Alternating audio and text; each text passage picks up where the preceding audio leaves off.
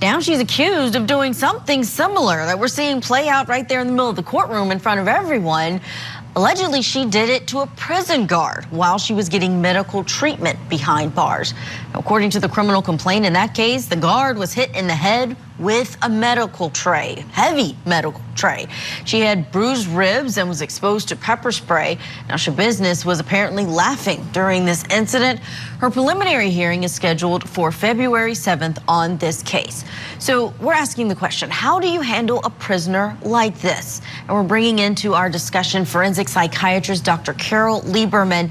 Dr. Lieberman, have you dealt with interviewing or treating patients behind bars, or understand maybe the case studies on those who continue to reoffend after they are dealing with a complete life sentence?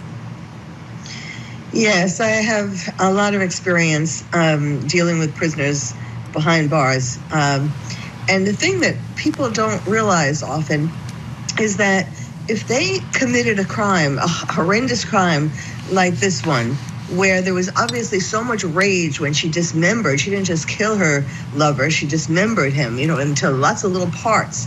That rage doesn't just disappear when you put them in prison. And so the way that you deal with it is to give them medication. I mean, there isn't, unfortunately, there isn't enough money to give prisoners a lot of psychotherapy, but this is a woman who, from the beginning, was filled with a ton of rage, and it's not going to disappear in prison. But it seems like she's not being given sufficient medication to calm her down either. And it's hard to tell if the reason she was getting that medical treatment was for actual, perhaps medication. We don't know the details, but that's where she encountered this prison guard.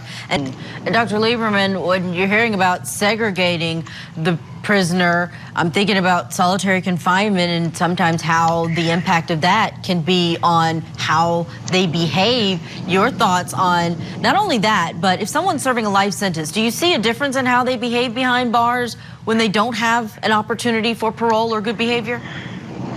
Yes, they have nothing left to lose. So it's a lot easier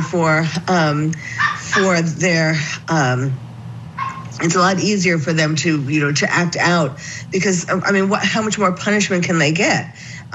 So it's not going to change what her punishment is.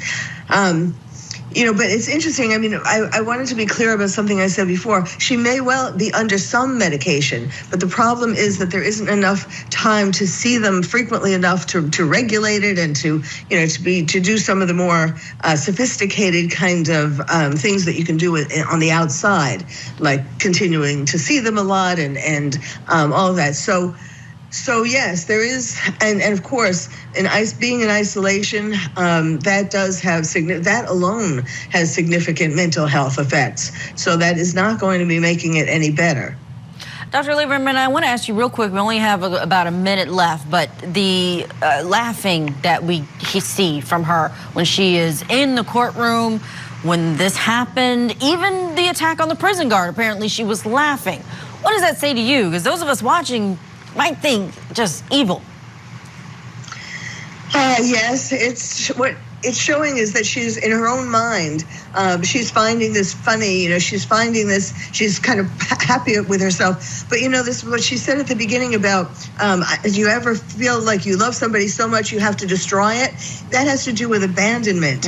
Clearly, she had a very cruel upbringing.